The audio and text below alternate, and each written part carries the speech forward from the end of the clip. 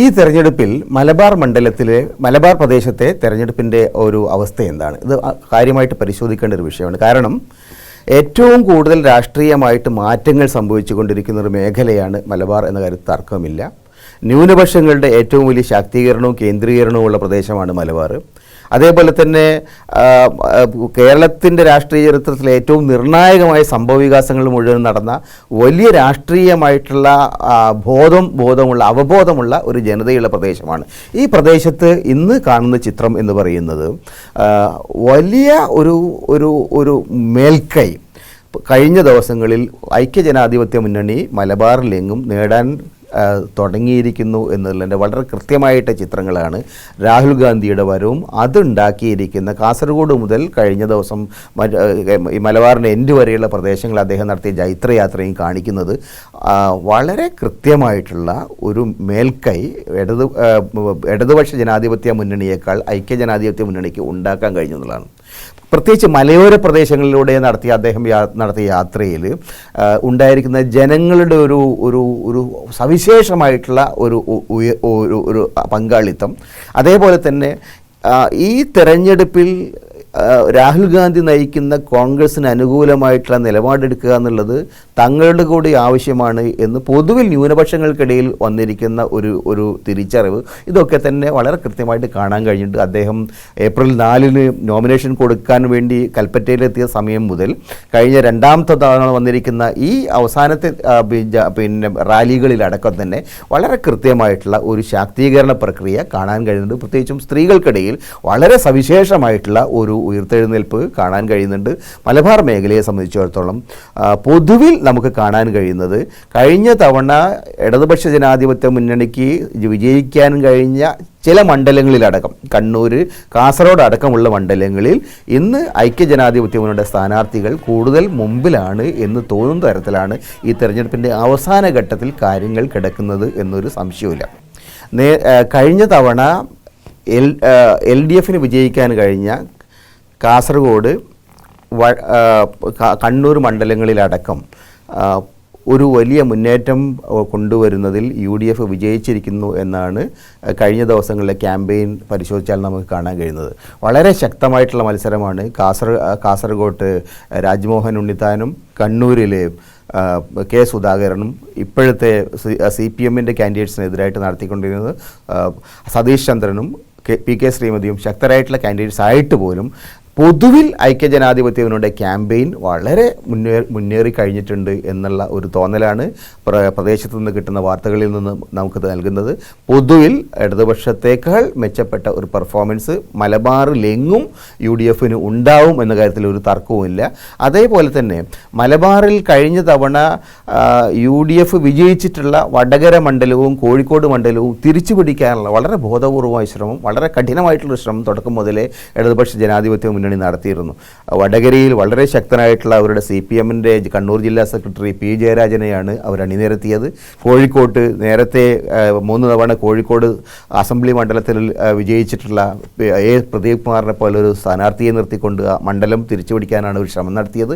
പക്ഷേ ഈ 2 മണ്ഡലങ്ങളിലും വളരെ ശക്തമായിട്ടുള്ള ചെറുത്തുനിൽപ്പും ആണ് UDFൻ്റെ ഭാഗത്തുനിന്ന് കാണാൻ കഴിയുന്നത്. പ്രത്യേകിച്ച് വടകരയിൽ RMPയെ പോലുള്ള ഒരു പ്രസ്ഥാനം വളരെ പരസ്യമായിട്ട് തന്നെ നേരത്തെ അവർ എല്ലായ്പ്പോഴും സ്വന്തം വോട്ട് പിടിക്കുകയും പിന്തുണ UDF നൽകുകയും ചെയ്തിരുന്ന ഒരു സമീപനമായിരുന്നെങ്കിൽ ഇത്തവണ RMP വളരെ കൃത്യമായിട്ട് പരസ്യമായിട്ട് തന്നെ UDF അനുകൂലമായിട്ട് ഇറങ്ങിയിരിക്കുന്നു. അതിന് പ്രധാനപ്പെട്ട അവരുടെ ഉന്നയിക്കുന്ന വിഷയം ജയരാജൻ്റെ രാഷ്ട്രീയ രംഗത്തുള്ള ക്രിമിനൽ വൽക്കരണവുമായിട്ട് ബന്ധപ്പെട്ട അദ്ദേഹത്തിൻ്റെ പ്രശ്നങ്ങളാണ്.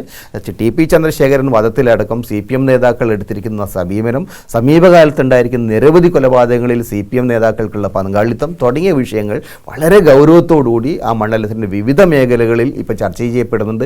ഇതെല്ലാം തന്നെ CPMനെ സംബന്ധിച്ചിടത്തോളം ഇടതുപക്ഷ ജനാധിപത്യ മുന്നണിയെ സംബന്ധിച്ചിടത്തോളം വലിയ ഒരു ക്ഷീണത്തിൻ്റെ ഒരവസ്ഥ പലയിടങ്ങളിൽ ഉണ്ടാക്കാൻ തുടങ്ങിയിട്ടുണ്ട്. വലിയ ഗൗരവത്തിലുള്ള ഒരു പബ്ലിക് ക്യാമ്പയിൻ അവിടെ നടക്കുന്നുണ്ട്. അതുകൊണ്ട് തന്നെ വടകര മണ്ഡലം തിരിച്ചു പിടിക്കുക എന്നുള്ളത് ഇടതുപക്ഷത്തിനെ സംബന്ധിച്ചിടത്തോളം വളരെ പ്രയാസമായിട്ടിരിക്കും. പ്രത്യേകിച്ചും കെ മുരളീധരനെ പോലുള്ളൊരു സ്ഥാനാർത്ഥി വളരെ ശക്തമായിട്ട് അവിടെ പ്രവർത്തനങ്ങൾ നടത്തിക്കൊണ്ടിരിക്കുകയാണ്. കോഴിക്കോട്ടാകട്ടെ, കോഴിക്കോട്ട് മണ്ഡലത്തിൽ യഥാർത്ഥത്തിൽ എ പ്രദീപ് കുമാർ വളരെ ശക്തനായിട്ടുള്ള സ്ഥാനാർത്ഥിയാണ്. അദ്ദേഹം ശക്തമായിട്ടുള്ള മുന്നേറ്റം നടത്തുകയും ചെയ്തിരുന്നു.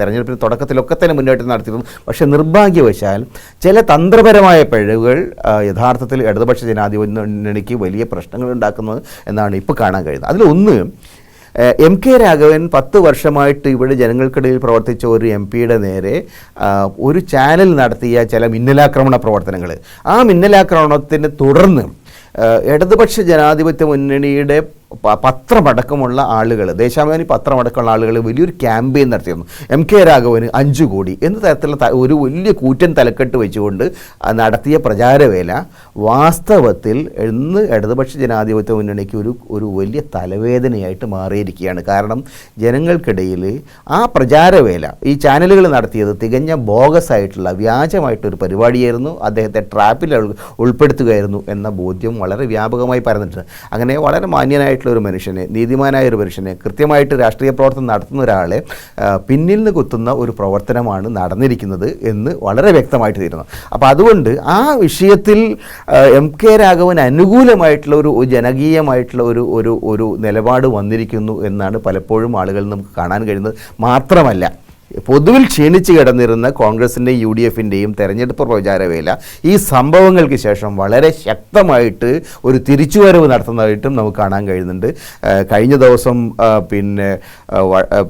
മണ്ഡലത്തിൻ്റെ കിഴക്കൻ പ്രദേശത്ത് രാഹുൽ ഗാന്ധി നടത്തിയ റാലിയിൽ വളരെ വലിയ ഒരു ജനകീയ മുന്നേറ്റമാണ് നമുക്ക് കാണാൻ കഴിയുന്നത്.